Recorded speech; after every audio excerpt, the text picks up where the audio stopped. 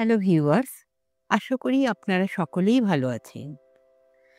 আমার চ্যানেলে যেসব মন্ত্র দেয়া আছে, সেই মন্ত্রগুলোর কিভাবে সুফল পাওয়া যায়, সেই নিয়েই আমি প্রথমে আপনাদের সঙ্গে আলোচনা করছি।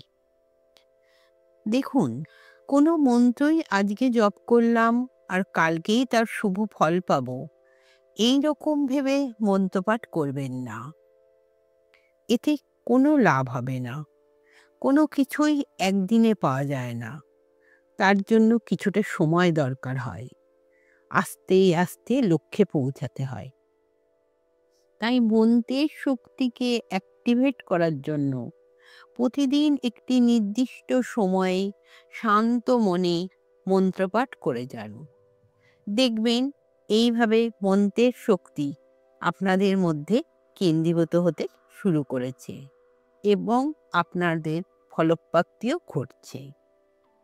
এটা শুধু আমার কথা নয়, প্রাচীন কাল থেকে যত যোগী পুরুষদের জীবনী আপনারা দেখবেন, তাহলে দেখবেন বহু দিনের তপস্যার ফলেই তারা সিদ্ধ পুরুষ হতে পেরেছিলেন।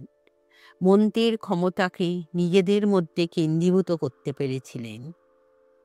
আর একটা অতি আবশ্যক যে কথাটা, সেই কথাটা হচ্ছে, আপনি যে মন্ত্রই পাঠ করুন না কেন, সেটা গভীর বিশ্বাসের সঙ্গে ঈশ্বরের কাছে নিজেকে সমর্পণ করে তবেই পাঠ করবেন।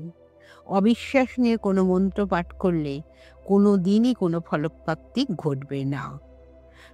না হলে আপনাদের জীবনে মন্ত্রপাঠের যে সুফল, সেগুলো আপনারা পাবেন না। আসুন বন্ধুরা, আজকে আমরা এমন একটা টপিক নিয়ে আলোচনা করি, যা শক্তির উৎস, মাতৃরূপিণী, মহাশক্তির আধার মা দুর্গা। তার কৃপা যদি আমাদের জীবনে থেকে থাকে, তাহলে সমস্ত বাধা অন্ধকার দূর হয়ে যায়।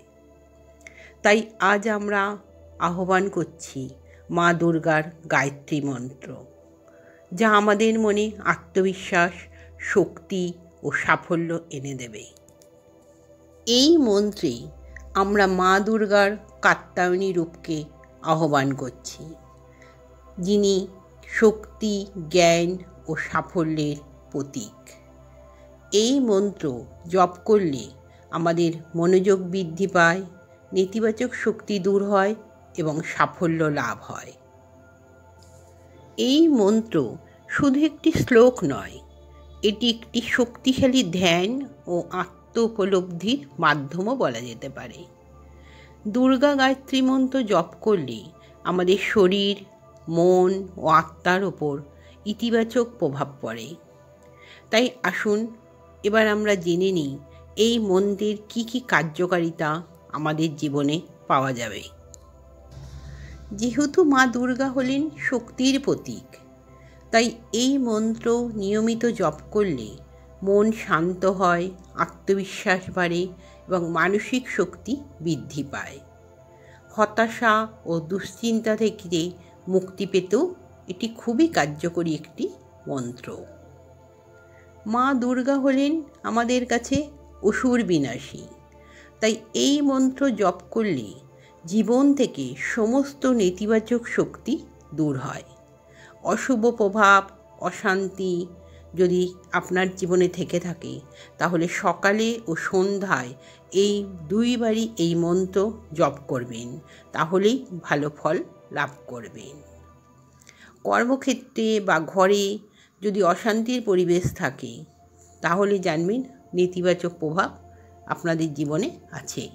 এই মন্ত্র পাঠ করলে সেই পরিবেশকে ইতিবাচক পরিবেশে পরিণত করতে পারবেন। এছাড়াও দুর্গা গায়ত্রী মন্ত্র মনকে একাগ্র করে ও চিন্তা শক্তিকেও তীক্ষ্ণ করে।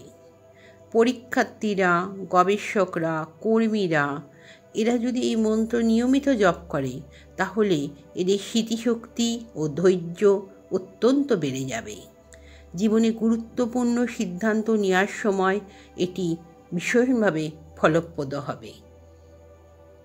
তাছাড়াও এই মন্ত্র জপ করলে আমাদের নার্ভ সংক্রান্ত যেসব সমস্যা থেকে থাকে, তার ফলে রক্তচাপ বৃদ্ধি পায়, উদ্বেগ বাড়ে সেইগুলো শান্ত হয়। এটি যোগ ও ধ্যানের সাথে করলে ব্রেন এবং হার্টের ওপরও ইতিবাচক প্রভাব পড়বে। শরীরের শক্তিকে বাড়াবে, মনের শক্তিকে বাড়াবে। বিশেষ করে যারা নিজেদের দুর্বল ও ক্লান্ত বোধ করেন তাদের জন্য এই মন্ত্র অতীব ফলপ্রদ। দুর্গা গায়ত্রী মন্ত্র জপ করলে আধ্যাত্মিক শক্তিও বৃদ্ধি পায়।